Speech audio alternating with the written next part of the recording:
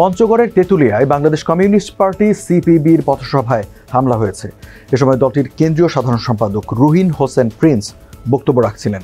পরে বিষয়টি নিয়ে তিনি নিজের ফেসবুকে পোস্ট দেন। দর্শক, এই নিয়ে এখনকার টিভিএস নিউজ আপডেট, সঙ্গে আছে আমি রঞ্জু ইফতেখার। পোস্টে রুহিন হোসেন প্রিন্স লেখেন, পঞ্চগড়ের তেঁতুলিয়ায় পথসভায় বক্তব্য শেষ করতে পারলাম না, পথসভা করতে দেওয়া হলো না। ওরা কারা? প্রশাসনের কোনো ভূমিকা নেই। সারাদিনের অন্যান্য কর্মসূচি চলবে, ধৈর্যেরও একটা সীমা আছে। 13 নভেম্বর বুধবার দুপুরে পঞ্চগড়ে শোষণ বৈষম্য বিরোধী গণতন্ত্র জাগরণ যাত্রা শিরোনামে পথসভা করছিল সিপিবি। গণমাধ্যমের প্রকাশিত প্রতিবেদনে বলা হয়েছে, সমন্বয়ক পরিচয়ে একদল ছাত্র এ সময় হামলা চালায়।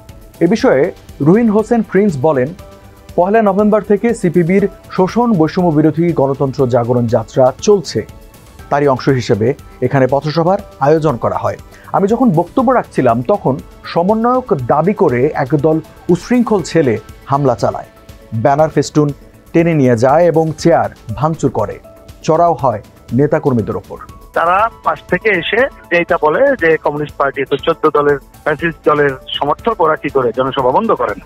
আমাদের সবাই বোঝানোর চেষ্টা করে যে না, তোমরা ভুল করতেছো।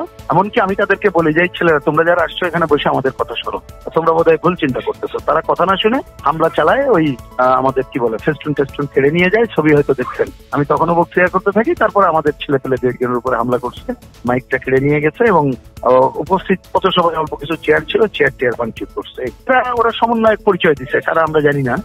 পরে থানার ওসি আসছিল, তাকেও বলছি, কিন্তু ওসির ভূমিকা খুবই রহস্যজনক মনে হইলো। আমরা তার কোনো ভূমিকা আছে বলে মনে হলো না। আমাদেরকে পরে একজন জানালো, নাম হজরত, আমি চিনি না, বলতে পারবো না, এটা স্থানীয়রা খুঁজে বের করবে। এই নামে তারা সমন্বয়ক নামধারী, কিন্তু কোনো ছাত্র মনে হলো না, অছাত্রই মনে হয়েছে আমার কাছে। কমিউনিস্ট পার্টির আন্দোলনকে তারা বন্ধ করতে পারবে না, ধ্বংস করতে পারবে না। আমরা আমাদের সংগ্রাম চালাই যাবো।